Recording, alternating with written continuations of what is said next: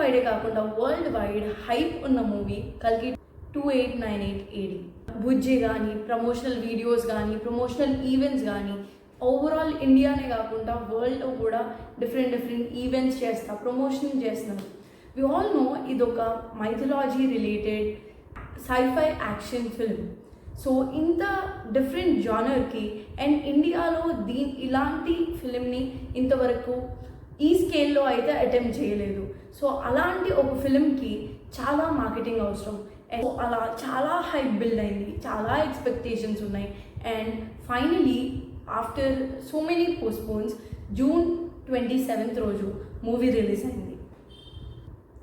ప్రభాస్ కెరియర్లో దెబ్బ మీద దెబ్బ పడ్డ సలార్ ఒక ఊపిరిలా వచ్చినా కూడా ద గేమ్ చేంజర్ ఇస్ కల్కి 2898 AD. ఓన్లీ ప్రభాస్ కెరియర్లోనే కాకుండా అండ్ ఇండియన్ సినిమాని మళ్ళీ వరల్డ్కి తిరిగి ఇంట్రడ్యూస్ చేసిన క్రెడిట్ అయితే ఈ ఫిల్మ్కి ఖచ్చితంగా దక్కుతుంది. విజువల్స్ కానీ, స్టోరీ టెల్లింగ్ కానీ అన్నీ చాలా ఎక్సెప్షనల్ లెవెల్లో అండ్ ఆల్సో VFX కానీ, గ్రాఫిక్స్ కానీ ఇవన్నీ చాలా ఎక్సెప్షనల్ లెవెల్లో. And with their budget Nagesh kept telling us it is 3 times the vision of their budget అని చెప్తూ వచ్చారు. ఈ మూవీకి యాక్చువల్లీ ఒక ప్రీల్యూడ్ అమెజాన్లో సిరీస్ బుజ్జి అండ్ భైరవ కూడా వచ్చింది. And seeing that it acted as a back story for what Bujji and అంటే ఎలా బుజ్జి అండ్ భైరవ కలిసారు అనే దానికి ఒక బ్యాక్ స్టోరీ లాగా అయింది. ఎందుకంటే దానికి ఓన్లీ రెఫరెన్సే ఉంటుంది మూవీలో, అదంతా మూవీలో చూపించలేదు. So it is a prelude. చూడని వాళ్ళు అమెజాన్ ప్రైమ్లో ఉంది, అది చూడండి. ఒక science fiction mythological movie. So ఈ సబ్జెక్ట్ మ్యాటర్ అంతా సీరియసే కాబట్టి ఇలాంటి మూవీస్కి కావాల్సిన light heartedness Bujji and Bhairava బ్యాంటర్తో మాత్రం ఉంటుంది. ఫస్ట్ హాఫ్ బాగుంది. Prabhas and Amitabh Bachchan face off అయితే హైలైట్. మూవీ మొత్తంలో నాకు వీళ్ళిద్దరు ఫేస్ ఆఫే చాలా హైలైట్గా అనిపించింది. And that is the plus point of నాగాశ్మి.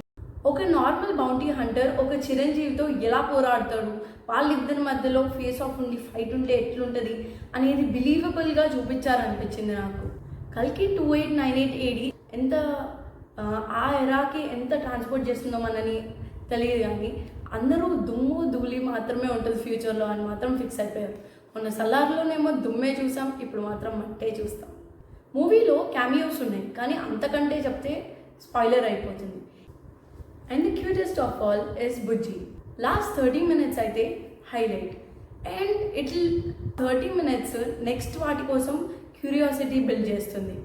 లాస్ట్లో జరిగే సీక్వెన్సెస్ అన్నీ, రివీల్ చేసే విషయాలన్నీ చాలా ఎక్సైట్మెంట్ అండ్ క్యూరియాసిటీని అయితే బిల్డ్ చేస్తాయి. మూవీ 3D ఎక్స్పీరియన్స్ అయితే చాలా బాగుంది. 2-3 మూమెంట్స్లో మీరు భయపడకపోయినా మీ పక్కన వాళ్ళైనా భయపడతారు. అంతే, ఈ మూవీ థియేటర్లో చూడాల్సిన మూవీ.